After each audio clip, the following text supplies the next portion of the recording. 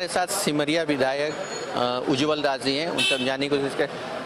आज जिस तरह से सदन में चर्चा चली उसको देख के कैसा लग रहा है कि एक अमर्यादित भाषा और सदन की जो गरिमा है वो तार तार होती दिखाई दी। देखिए,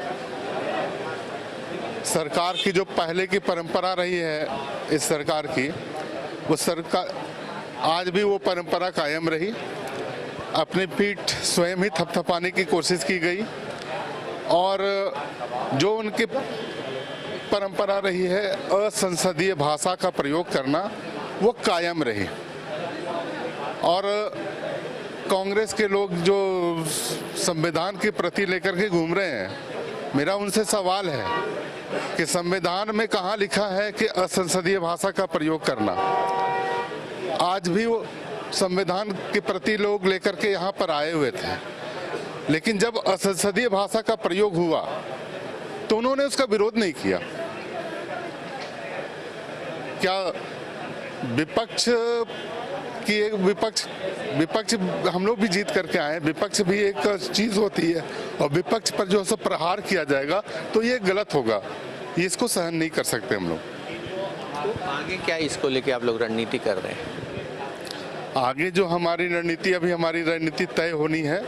बहुत सारे कार्य करने हैं, सरकार को विभिन्न मुद्दों पे घेरना है और निश्चित तौर पे है कि सरकार जो अपने घोषणा पत्र में सरकार ने जो वादे किए हैं, अगर उन वादों को पूरा नहीं करती है तो हम लोग, विपक्ष के सारे लोग, भारतीय जनता पार्टी का हर एक कार्यकर्ता सड़क से लेकर के सदन तक आंदोलन करेगा। जी, एक सवाल है कि आप पहली बार चुनाव जीत के सदन पहुंचे, पहला सत्र था, कैसा रहा आपका अनुभव? सत्र का अनुभव बहुत ही अच्छा रहा, बहुत कुछ सीखने को मिला और बहुत कुछ समझने को भी मिला। सीखना और समझना में अंतर है, मैं समझता हूँ।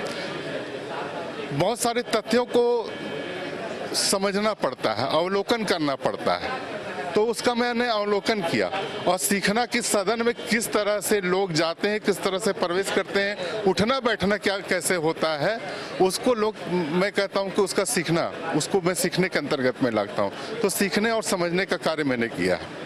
तो बहुत सारे आपके पास सामने में सीनियर नेता थे, उनसे भी बहुत कुछ जानने को मिला, लेकिन एक अंतिम सवाल है कि आपके क्षेत्र सिमरिया काफ़ी पिछड़ा और हर बहुत तरह के परेशानी, जैसे पलायन है, बेरोजगारी है, उन सारी चीज़ों को लेकर जनता की क्या भरोसा दिलाएंगे सिमरिया की जनता को? एकदम सिमरिया की जनता को मैं भरोसा दिलाना चाहता हूं कि उनकी आवाज़ को मैं बुलंदी से रखूंगा और आगे बहुत सारे कार्य करने हैं। निश्चित तौर पे है कि हम सरकार को भी इस मुद्दे पे घेरेंगे। आज भी हमारे सिमरिया विधानसभा क्षेत्र में स्वास्थ्य उपकेंद्र तो हैं, कहीं जर्जर हैं, कहीं पर हैं ही नहीं, और कहीं है तो डॉक्टर नहीं है, और महिला डॉक्टर तो हमारी सिमरिया विधानसभा क्षेत्र में है ही नहीं। तो समस्याएं बहुत हैं, लेकिन इन समस्याओं का निदान किस तरह हो, इस पे भी विचार और रणनीति बनाने की बात है, जो सिमरिया के विधायक उन्होंने कहा। और पहली बार जब यहाँ पहुँचे तो बहुत तरह का चीज़ समझने और सीखने को मिला। सहयोगी सुरीन प्रसाद के साथ संजीव सिन्हा, समाचार प्लस, रांची।